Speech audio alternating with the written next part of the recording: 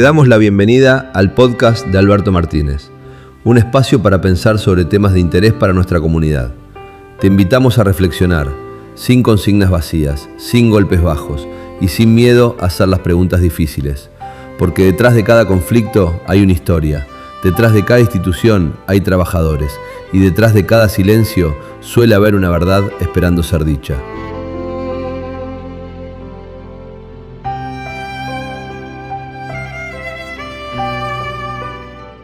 ¿Sabés que ahora en Santa Fe quieren prohibir el odio? Sí, así como lo escuchás.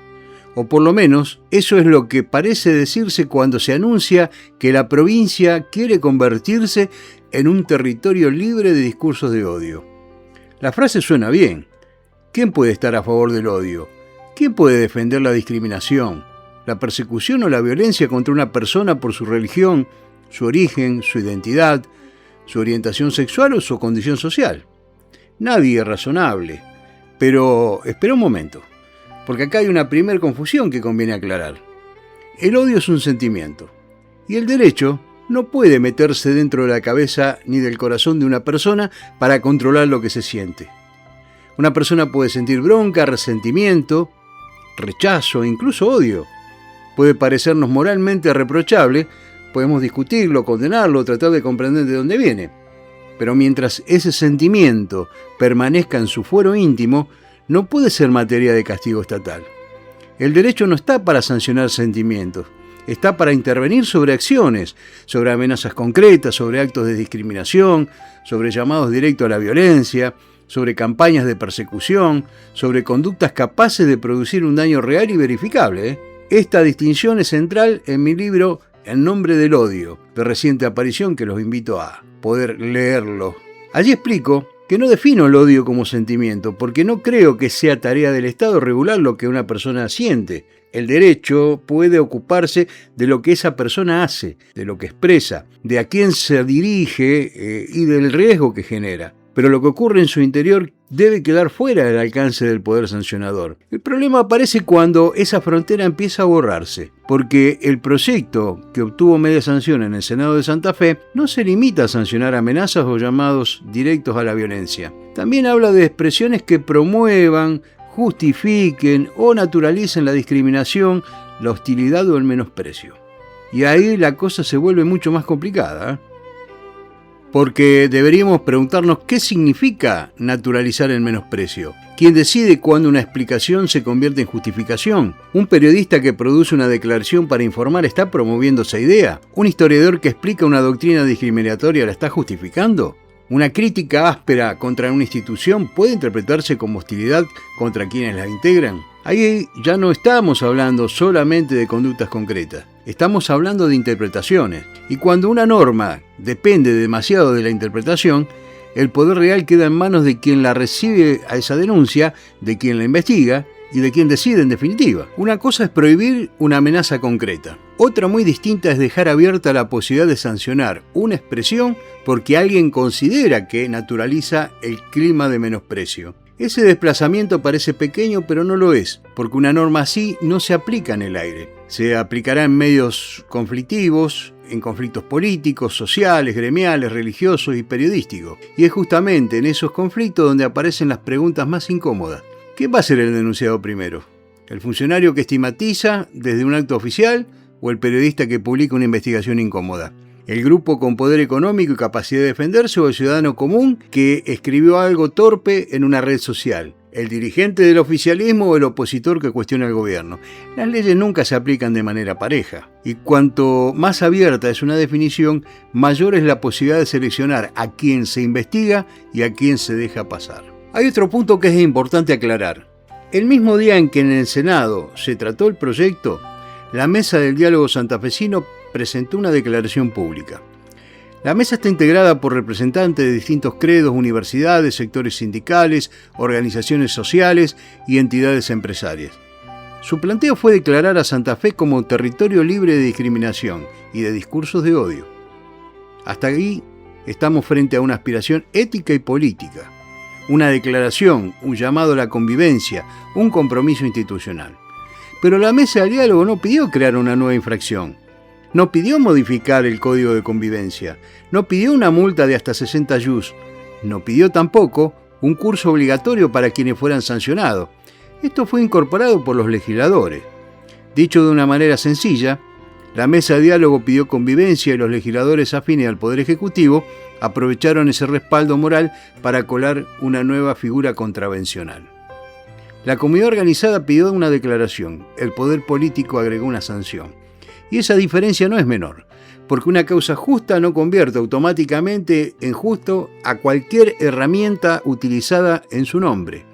No alcanza con decir estamos combatiendo el odio. También hay que preguntar qué conductas se sancionan, quién la define, cómo se prueba, qué garantías tiene el acusado y quién controla a quién aplica esa norma. Algunos podrían decir que estamos exagerando, que la norma será utilizada solamente contra los casos más graves. Ojalá así fuera, pero las garantías jurídicas no se escriben confiando en la buena voluntad de los funcionarios. Se escriben precisamente porque los funcionarios de los gobiernos cambian.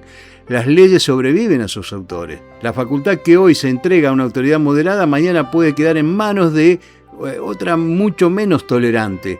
Una norma creada supuestamente para combatir expresiones violentas puede terminar utilizada contra periodistas incómodos, opositores políticos, dirigentes gremiales, investigadores o ciudadanos que no sean afines al gobierno de turno.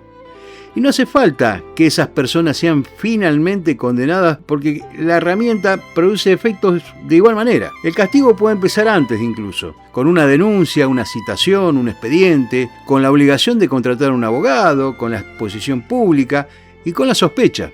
Un periodista puede ser sobreseído meses después, pero mientras tanto tuvo que explicar por qué publicó lo que publicó. Un ciudadano puede demostrar que su comentario fue sacado de contexto, pero quizás la próxima vez prefiera no escribir nada. Eso es la autocensura. El poder más eficaz no siempre es el que prohíbe una palabra. Es a veces aquel que consigue que cada persona piense 2 veces antes de hablar. Y no porque tema estar equivocada, sino porque teme que el Estado interprete sus palabras de la peor manera posible. Acá conviene volver al comienzo. Cuestionar este proyecto no significa defender el odio. No significa negar que existen expresiones capaces de humillar, intimidar, organizar la persecución o preparar el terreno para la violencia. El Estado debe intervenir frente a amenazas concretas, campañas de hostigamiento y llamados directos a agredir o privar de derecho a una persona o un grupo. Pero debe hacerlo con precisión. No toda ofensa es odio, no todo odio es incitación. No toda frase desagradable debe convertirse en una contravención. La democracia necesita proteger a las personas, pero también necesita proteger la crítica, la investigación, la sátira, la protesta, la discusión religiosa, la actividad gremial y el periodismo que incomoda al poder. Porque una sociedad sin conflicto no siempre es una sociedad pacífica. A veces simplemente es una sociedad obligada a callar. Entonces volvamos a la pregunta inicial. En Santa Fe quieren prohibir el odio. En realidad nadie puede prohibir ese sentimiento. Lo que sí puede hacer el Estado es sancionar conductas. Y justamente por eso debemos exigir que esas conductas estén definidas con claridad, que exista un daño concreto, que haya pruebas suficientes y que las garantías sean iguales para todos. La mesa de diálogo pidió convivencia. El Senado creó una figura contravencional. Pidieron puentes, les entregaron una multa. Y detrás de esa frase difícil de cuestionar, apareció una nueva capacidad para investigar, interpretar y castigar palabras. Ese es el verdadero debate. No solamente quién odia, sino quién define el odio, quién acusa, quién interpreta y quién decide quién debe callar. Para profundizar esta discusión, los invito amablemente a leer mi libro En nombre del odio, discursos, eufemismos políticos y poder sancionador. Está en formato digital, con acceso libre y gratuito a nuestro sitio, confianzasoberana.ar. Los invito a leerlo, compartirlo y discutirlo, porque cuestionar una herramienta no es defender el odio. Es defender una democracia capaz de proteger sin perseguir, prevenir sin censurar y sancionar solamente frente a conductas concretas, daños verificables y garantías suficientes para todos. Soy Alberto Martínez, como digo siempre, quien quiera oír que oiga, les agradezco la posibilidad de comunicarme con ustedes y nos vemos la próxima. Esto fue el podcast de Alberto Martínez, un espacio para pensar lo que muchas veces se prefiere callar. Gracias por escuchar. Si te pareció interesante, colabora difundiéndolo entre tus contactos y dejando tu like o me gusta. Ese gesto simple ayuda mucho a que este contenido llegue a más personas. Si está a tu alcance, también podés colaborar voluntariamente mediante Mercado Pago al alias Confianza Soberana. Tu aporte nos ayuda a crecer y sostener este espacio. Nos reencontramos en el próximo episodio para seguir reflexionando sobre temas de interés para nuestra comunidad.